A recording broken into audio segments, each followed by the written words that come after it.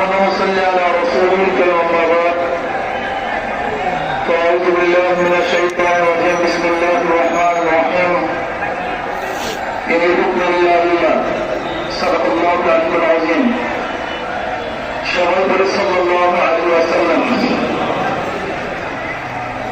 ইসলামী আন্দোলন বাংলাদেশ কর্তৃক আয়োজিত আজকে মহাসমুদ্রের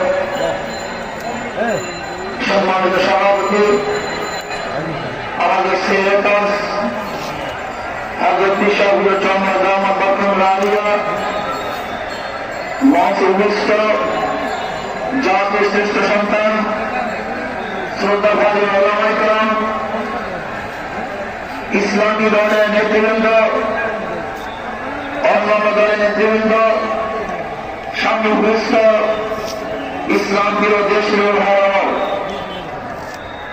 আজকে সম্মেলন কেন? আমরা বিরাট সুষ্ঠু নির্বাচন চাই, সংখ্যানুপাতিক নির্বাচন চাই। বিএনপি কেন মানছে না?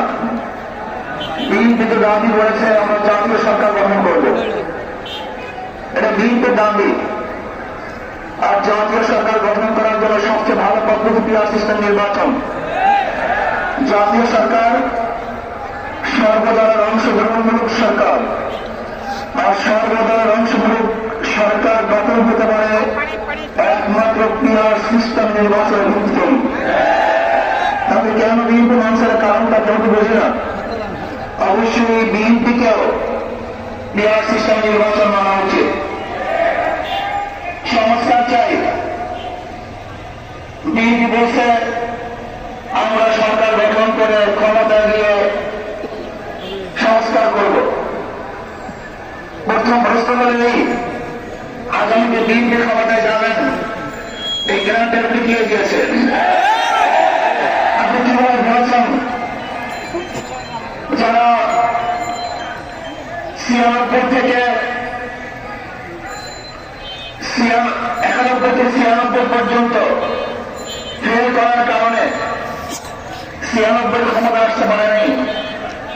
আপনার ২০০১ থেকে ২০০৫ পর্যন্ত দেশ চালাবার কারণে ২০০৮ তারা ক্ষমতা আসতে পারেনি।